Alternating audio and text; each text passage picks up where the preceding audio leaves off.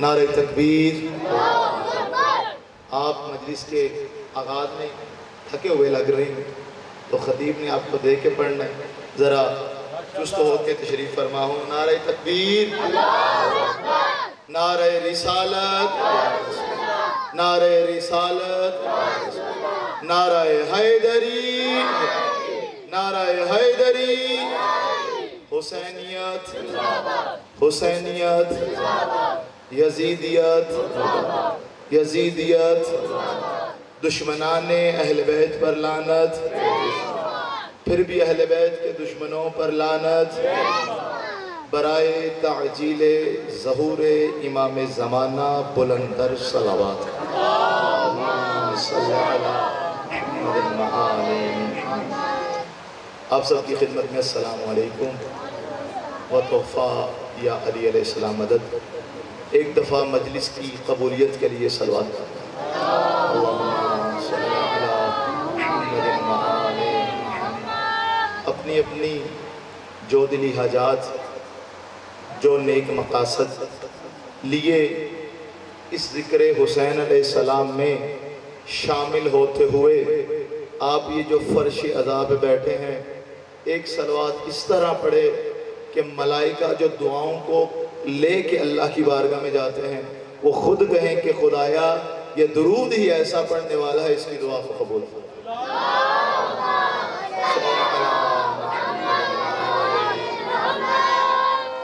اور آخر میں ہمارے آقا، ہمارے مولا، ہمارے وارث، وقت کے امام، صاحب زمان، حجت دوران، ولی العصر، امام زمان علیہ السلام کے جلد ظہور کے لیے صلوات۔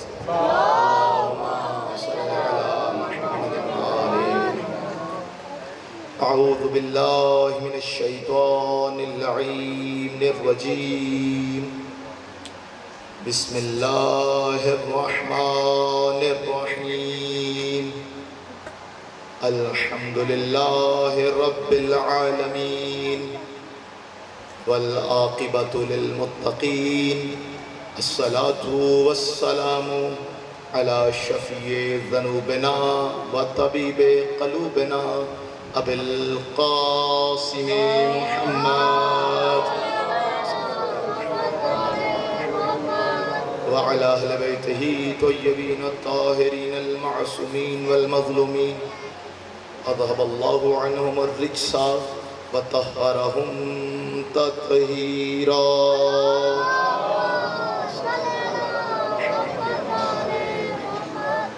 ولعنت اللہ علی اعدائہم من یوم عداوتہم الى یوم قیام الدین، اما بعد فقد قال اللہ تبارک وتعالی فی محکم کتابہ المجید والفرقانہ الحمید وقولہ الحق وہو اصدق الصادقین۔ بسم اللہ الرحمن الرحیم، ان الدین عند اللہ الاسلام۔ صلوات۔ صلی علی محمد وآل محمد۔ آپ سب کے سامنے قرآن پاک کی معروف آیت اسلام کی تلاوت کی ہے کہ جس میں اللہ رب العزت یہ ارشاد فرماتا ہے، ان الدین عند اللہ الاسلام، کہ بے شک اللہ کے نزدیک جو دین ہے وہ دین اسلام ہے۔ بچوں بیٹا سیدھے ہو کے بیٹھ جاؤ، سارے یہاں پہ توجہ سے سنو سب، اور کوئی یہاں سے اٹھ کے اب باہر نہ جائے۔ صلوات پڑھتے ہیں اہل بیت۔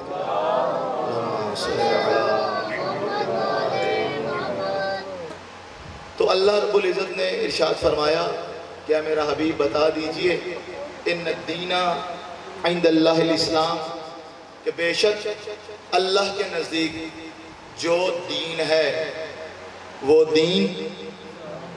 دین اسلام ہے۔ اللہ بروز حشر جس دین کو قبول کرے گا، اور یہاں پر بھی جس دین کو قبول کرتا ہے وہ دین اسلام ہے۔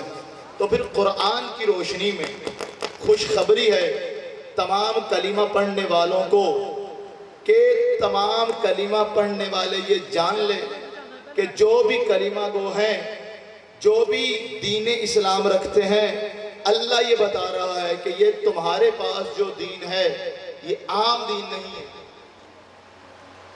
اس دین کی وجہ سے تم اللہ کے قریب ہو۔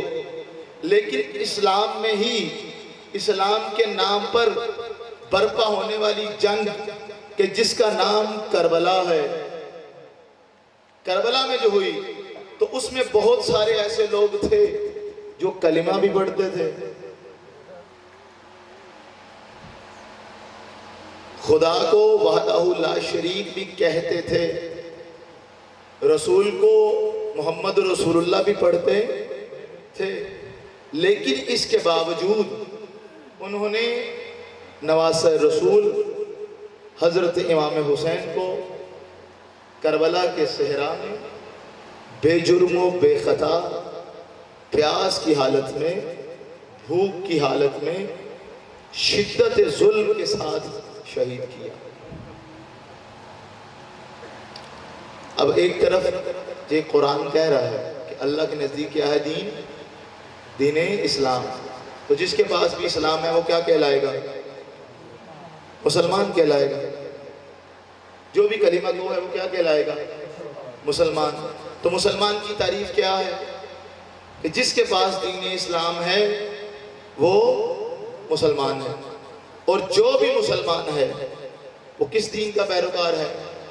دین اسلام کا۔ تو دنیا میں دین اسلام سے مسلمان کا تعارف ہے اور مسلمان سے دین اسلام کا تعارف ہے، لیکن کربلا میں بتا دیا، ایک معیار اسلام میں پیدا کر دیا، بتا دیا کہ اگرچہ لا الہ الا اللہ محمد الرسول اللہ کہنے والا مسلمان کہلائے گا، لیکن اس کے ساتھ معیار یہ ہے کہ وہ حسین کے ساتھ تعلق رکھنے والا،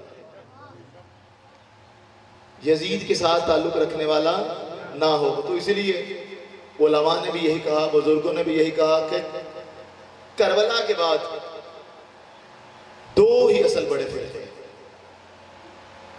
ایک حسینی ہے، ایک یزیدی ہے۔ تو میں بھی یہی کہتا ہوں کہ اگر آپ اہل سنت ہیں تو بے شک اہل سنت رہیں، اہل حدیث ہیں تو بے شک اہل حدیث رہیں، بے شک رہیں، شیعہ ہیں تو شیعہ رہیں، لیکن جو بھی ہیں حسینی بن کر رہیں، جہاں بھی رہیں حسینی بن کے رہیں۔ اگرچہ اللہ نے یہ قرآن میں ارشاد فرمایا کہ ان الدین عند اللہ الاسلام، اللہ کے نزدیک دین اسلام ہے، لیکن ساتھ یہ بھی بتا دیا کہ اس شخص سے دین اسلام قبول کیا جائے گا کہ جو اس دین کے ساتھ حسین والا ہے، جو بھی حسین والا ہے اس کا دین قبول کیا جائے گا، جو حسین والا نہیں ہے اس کا دین قبول نہیں کیا جائے گا۔ دین قبول کیا جانے کے معنی پتہ کیا ہے؟ جو امام حسین کو دامن کو چھوڑے، اگر نماز پڑھنا دین ہے تو اس کی نماز قبول نہیں کی جائے گی، اگر روزہ رکھنا دین ہے تو اس کے روزے قبول نہیں کیے جائیں گے، حتیٰ اگر حج کرنا دین ہے تو 10 لاکھ لگا کے جائے بھی، کعبہ کے چکر بھی کاٹ کے آ جائے، خدا کا گھر بھی دیکھ آئے، شیطان کو پتھر بھی مار لے، لیکن اگر اس کے دل میں حسین کی محبت نہ ہو یا دل کے کسی کونے میں یزید کے لیے ہمدردی ہو تو وہ نہ مسلمان کہلانے کا حقدار ہے اور نہ وہ دین کا صحیح مسلمان ہے، نہ اس کے دین کو قبول کرے گا خدا۔ اسی طرح اگر کوئی حافظ قرآن ہو، قاری قرآن ہو، 1000 بچوں کو حفظ کروایا ہو، لیکن حسین نہ ہو، توجہ ہے، صلوات پڑھنے ہیں بیت اللہ۔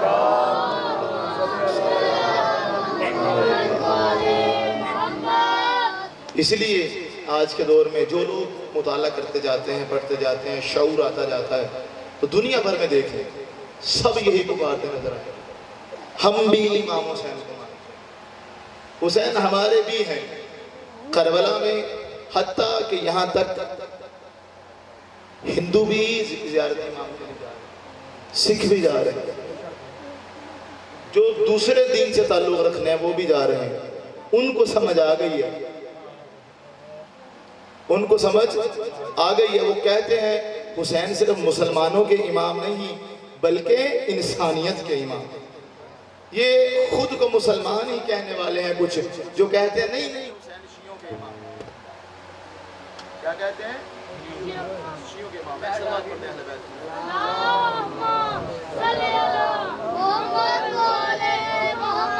کوئی بات نہیں، آپ تک آواز آ رہی ہے؟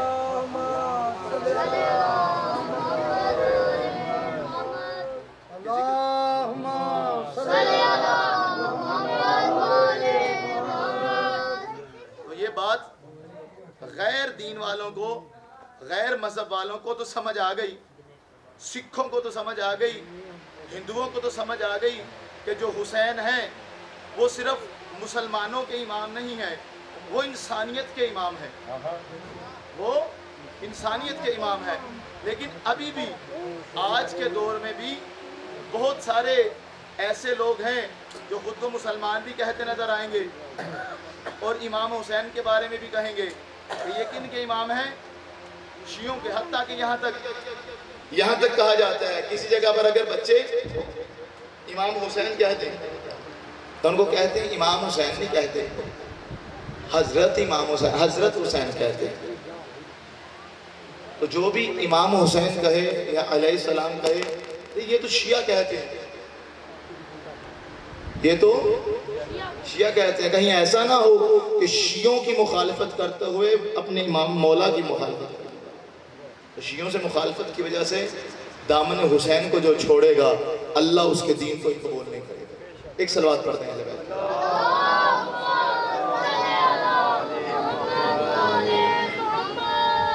جو بھی تو لہذا اس دین کے آغاز پہ ایک صلوات پڑھتے ہیں اہل بیت کی ذات محمد آل محمد۔ ذرا توجہ فرمائیں، جب رسول اللہ نے آغاز کیا دین اسلام کا تو مورخین اسلام نے، تاریخ اسلام کے لکھنے والوں نے لکھا کہ سب سے پہلے جو مسلمان ہوا، سب سے پہلے اصحاب رسول میں حضرت ابو بکر صدیق رضی اللہ تعالی عنہ مسلمان بنے۔ توجہ ہے، سب سے پہلے، پھر دہراتا جاؤں، اصحاب رسول میں حضرت ابو بکر صدیق رضی اللہ تعالی عنہ مسلمان بنے۔ عورتوں میں سب سے پہلے حضرت خدیجۃ الکبریٰ سلام اللہ علیہا مسلمان بنی، اور بچوں میں شیر خدا علی مرتضیٰ کرم اللہ وجہ الکریم مسلمان بنے۔ تو کہا اسلام کے پہلے 3 مسلمان، مردوں میں حضرت ابو بکر ہیں، عورتوں میں جناب خدیجۃ الکبریٰ سلام اللہ علیہا ہے، اور بچوں میں کہا مولا علی علیہ السلام ہیں۔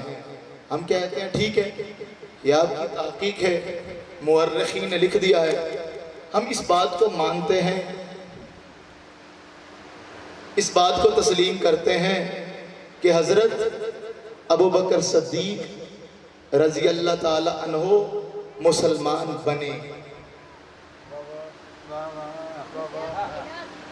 ہم اس بات کو مانتے ہیں، اس بات کو تسلیم بھی کرتے ہیں کہ مردوں میں سب سے پہلے حضرت ابو بکر صدیق رضی اللہ تعالی عنہ مسلمان بنے، انہوں نے اسلام کو قبول کیا۔ لیکن اس کے بعد جناب زوج رسول حضرت خدیجۃ الکبریٰ کے بارے میں ہم اس بات کو نہیں مانتے اور اس بات کو تسلیم نہیں کرتے کہ جناب خدیجۃ الکبریٰ مسلمان بنی۔ توجہ ہے، جناب خدیجۃ الکبریٰ مسلمان بنی. کیوں؟ اس لیے کہ رسول اللہ کے اعلان نبوت سے پہلے حضرت خدیجہ الکبریٰ کو جس لقب سے پکارا جاتا تھا وہ تھا طیبہ. وہ کیا تھا؟ طیبہ، یعنی پاک بی بی، یعنی پاک. اور تاریخ عرب کو اگر اٹھایا جائے تو رسول اللہ سے زمانے سے اعلان نبوت سے پہلے پڑھا جائے تو حضرت خدیجہ الکبریٰ کو دوسرے نام جس سے پکارا جاتا تھا وہ تھا طاہرہ، یعنی پاک بی بی، پاکیزہ بی بی. دو القاب سے بی بی کو اعلان نبوت سے پہلے، رسول اللہ سے شادی سے بھی پہلے، بلکہ اعلان نبوت تو حضرت خدیجہ سے شادی کے 15 سال بعد کیا. یعنی رسول سے نکاح سے پہلے بھی حضرت خدیجہ الکبریٰ کے 2 لقب تھے عرب میں معروف، ایک طیبہ، ایک طاہرہ. طیبہ یعنی پاک و پاکیزہ، طاہرہ یعنی ایسی بی بی پاک جو خود بھی پاک رہتی ہے، دوسروں کو بھی پاک کرنے والی ہے. اب یہ 2 لقب اس بات کی دلیل ہیں کہ بی بی رسول سے شادی سے پہلے بھی کفر و شرک کی نجاست سے پاک تھی. نعرہ حیدری.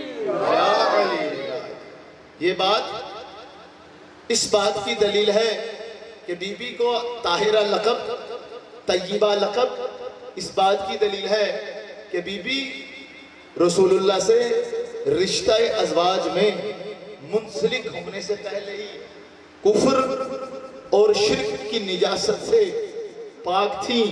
اسی لیے ان کو طیبہ بھی کہا جاتا تھا، اسی لیے ان کو طاہرہ بھی کہا.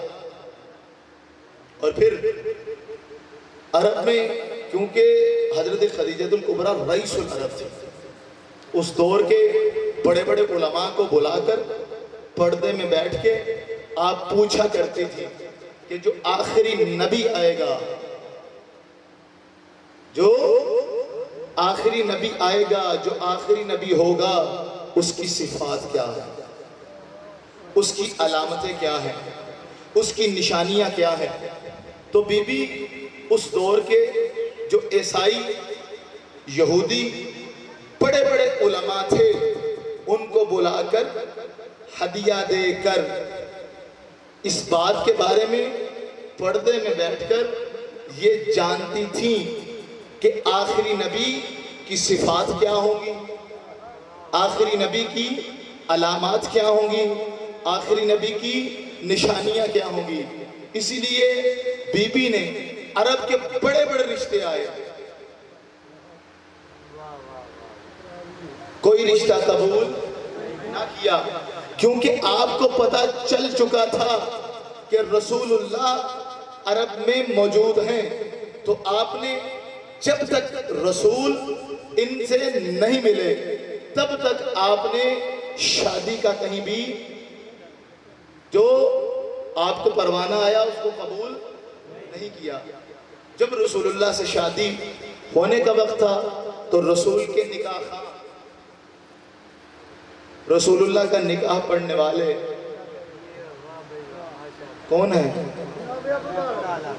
حضرت ابو طالب علیہ السلام.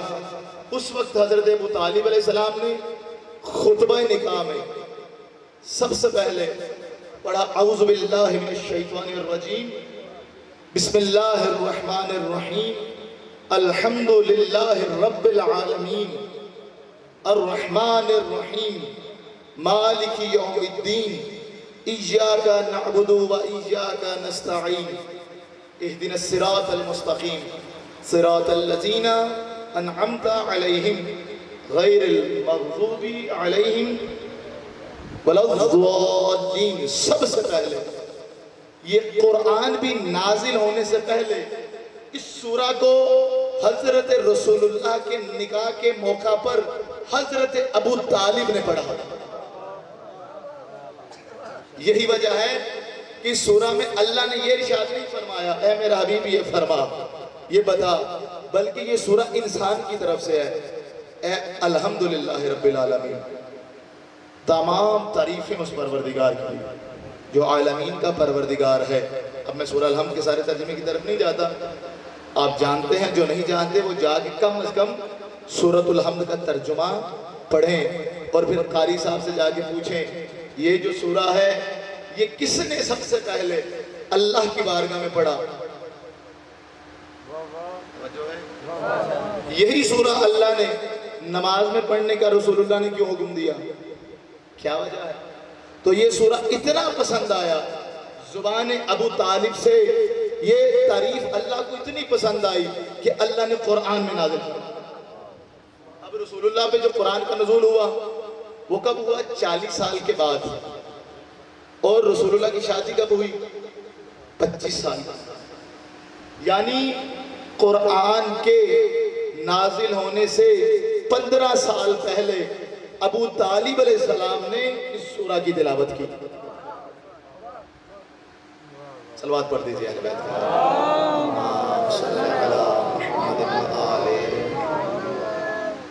15 سال پہلے یہ تلاوت کی. تو لہٰذا یہاں پہ آج بسم اللہ قبلہ صاحب تشریف لے آئے. یہاں پہ آج اگر کوئی اہل سنت مسلک سے تعلق رکھتا ہو تو وہ شیعہ مسلک کے مولانا سے نکاح نہیں پڑھواتا. توجہ ہے؟ جو شیعہ ہو وہ اہل سنت سے نکاح نہیں پڑھواتا. جو دیوبند ہو یا اہل حدیث ہو وہ اہل سنت سے نہیں پڑھائے گا. ہر مسلک والا اپنے عالم سے، اپنے بزرگ سے نکاح پڑھوائے. لیکن یہ کیسے ممکن ہے؟ وقت کا نبی ہو، آخری نبی ہو، محمد مصطفیٰ ہو، اور اپنا نکاح ایسی ہستی سے جو پڑھائے کہ جو کافر ہو. کتنی عجیب بات ہے. اور جو افراد یہ کہتے ہیں، کم از کم اتنا ان سے اگر پوچھا جائے کہ رسول اللہ کے نکاح خواہ کون تھے تو جناب ابو طالب علیہ السلام ہے.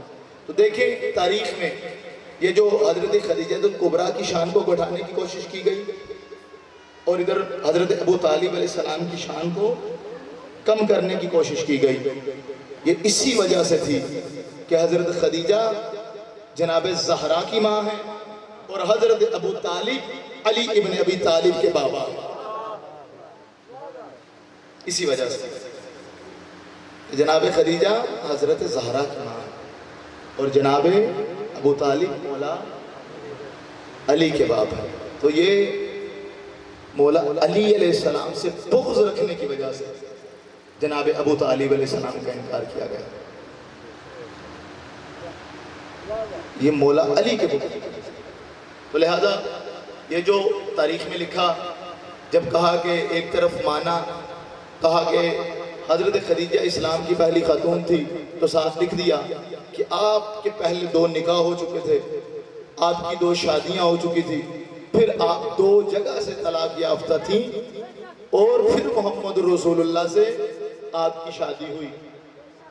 ہم اگرچہ یہ چیز تاریخ میں موجود ہے، مورخین نے لکھی ہے، لیکن ہم اس بات کو بھی تسلیم نہیں کرتے. کیوں؟ آپ نے اگر اپنے بچے کی شادی، پہلی شادی کرنی ہو تو آپ کیا تلاش کریں گے؟ بہترین رشتہ تلاش کریں گے، عمدہ سے عمدہ خاندان تلاش کریں گے، بہترین سے بہترین لڑکی تلاش کریں گے. کوئی بھی باپ جو اپنے بیٹے سے محبت رکھتا ہو، اپنے بیٹے کے ساتھ اس کی شفقت ہو، اپنے بیٹے کے ساتھ اس کی قربت ہو، وہ یہ گوارا نہیں کرے گا، چاہے جتنی بھی امیر ہو، جتنی بھی اعلیٰ خاندان کی ہو، وہ گوارا نہیں کرے گا کہ کسی طلاق یافتہ عورت سے اپنے بیٹے کی شادی کرے. تو کس طرح ممکن ہے کہ اللہ اس بات کو پسند کرے کہ اپنے حبیب کی شادی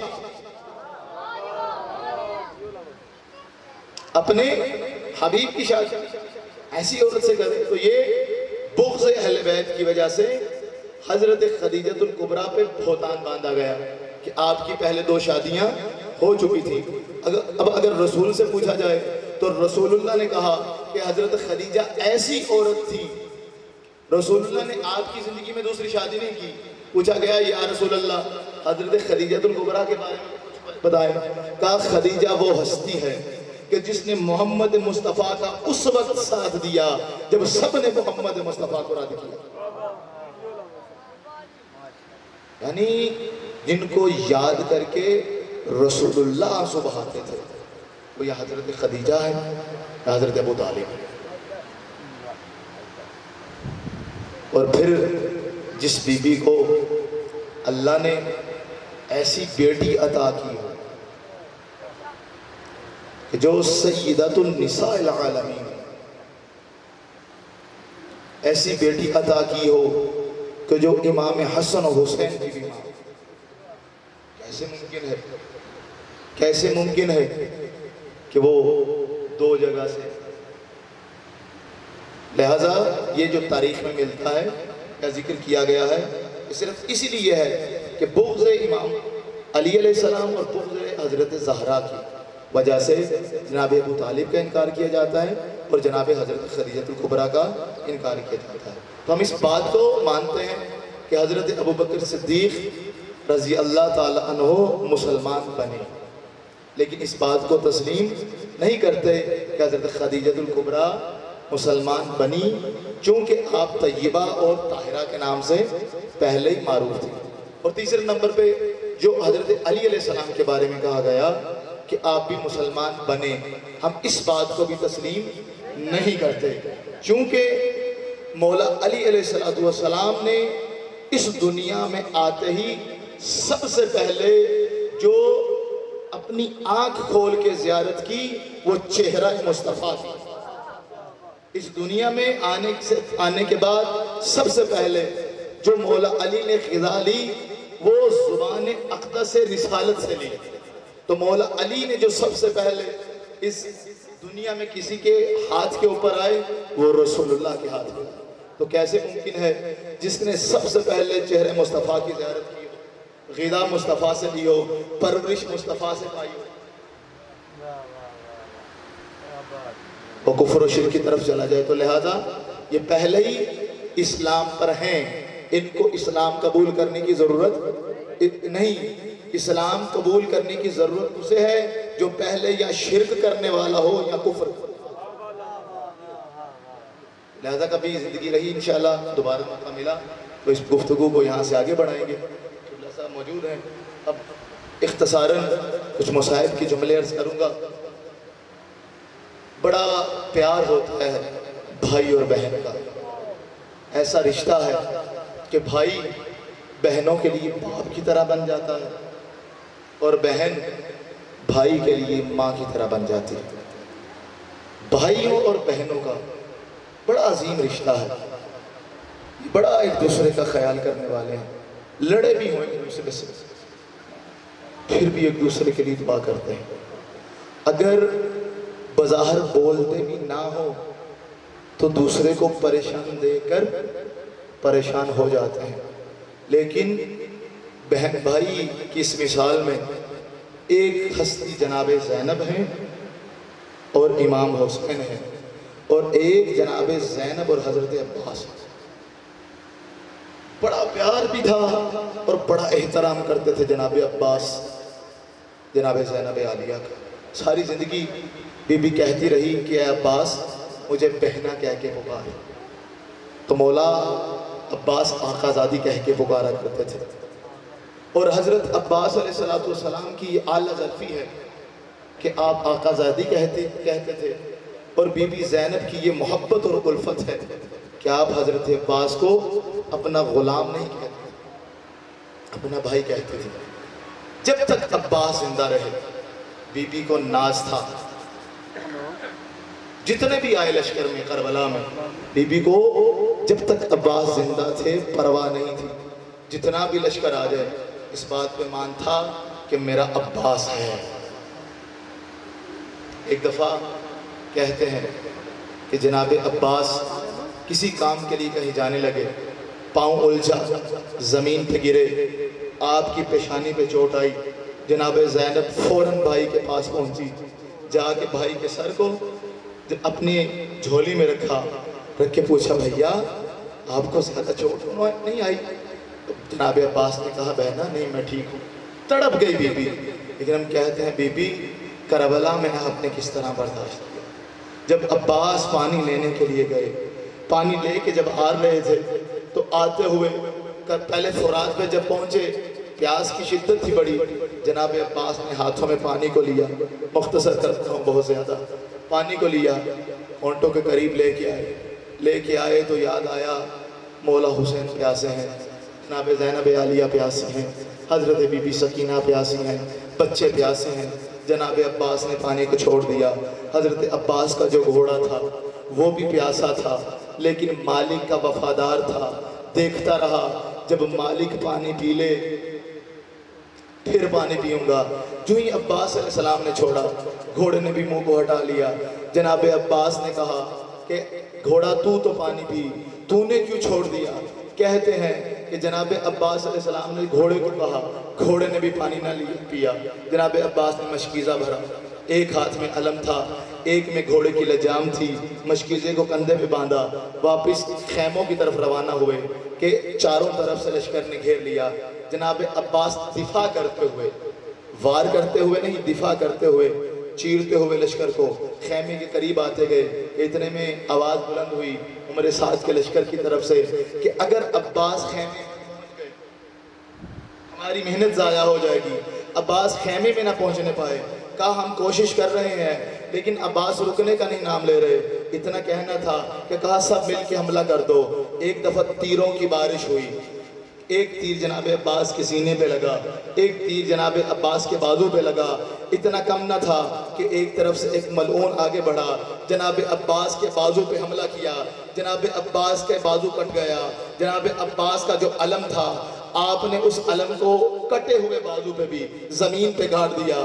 دوسری طرف سے ایک ملعون آگے بڑھا, اس نے جناب عباس کے دوسرے بازو پہ حملہ کیا.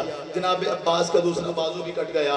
پھر عالم یہ تھا, آپ نے مشکیزے کو منہ میں پکڑ لیا.